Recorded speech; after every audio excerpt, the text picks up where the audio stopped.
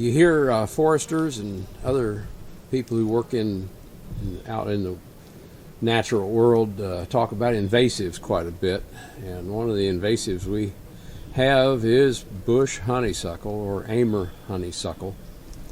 Everybody's familiar with Japanese honeysuckle. That's some Japanese honeysuckle.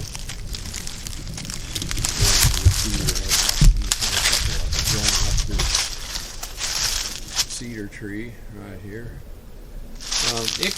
Japanese honeysuckle can be a real problem. I've seen it absolutely grow over timber, but we have a nice deer herd here. Deer like to eat that stuff, and deer kind of keep up control on Japanese honeysuckle. It's a problem, but it's not the end of the world for your trees.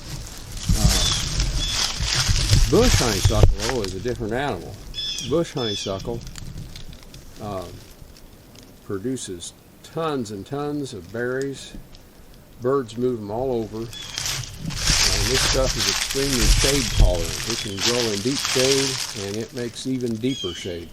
If you look out here in the woods, you can see we've got nice sunlight. The trees haven't leafed out yet. We've got nice sunlight coming through. Over here where you've got bush honeysuckle, shade. And it will shade out everything on the ground. And it starts out as a little critter down on the ground there. See, when they're down small like that, you can go around the woods and pull them up by hand. It's rare that I go in the woods without pulling up some of that. They get bigger, and you can kind of pull on it, but it doesn't want to come up.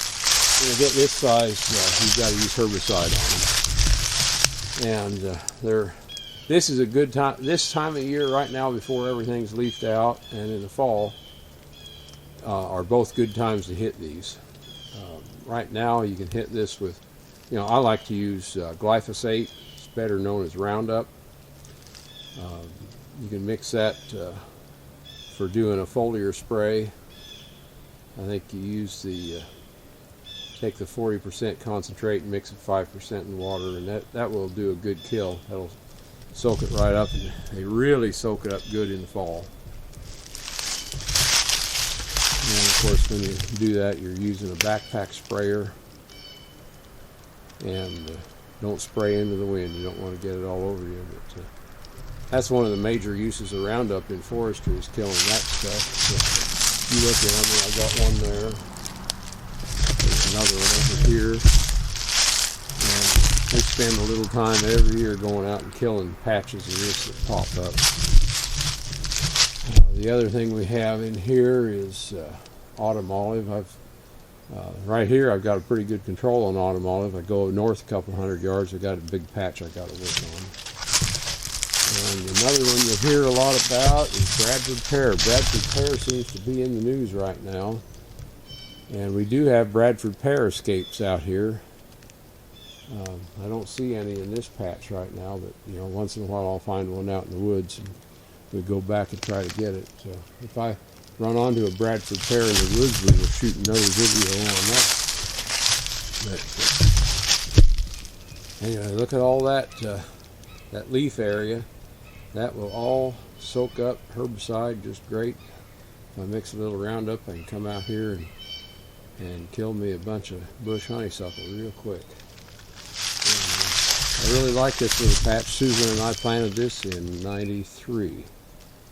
So it's you're looking at a 30-year-old patch of woods. We've got white oaks and red oak varieties in here. We've got volunteer cherries. We've got volunteer hackberry. We planted black locust. There's a black locust. We planted black locust the following year to provide nitrogen for the trees, and it really worked. The trees really kicked off and grew. You can see there's a nice white oak right there. So yeah, it's doing good, but we've got to work on our invasive species in here. Last year I did a bunch of thinning. This year I'll be working on invasive species, and it's kind of a peaceful exercise. Mix up 3 or 4 gallons of herbicide and go out in the woods, walk around, and give a pump, give a shoot, and You can do a lot of good in a little bit of time with that stuff. And as always, be sure and follow label directions. See y'all later.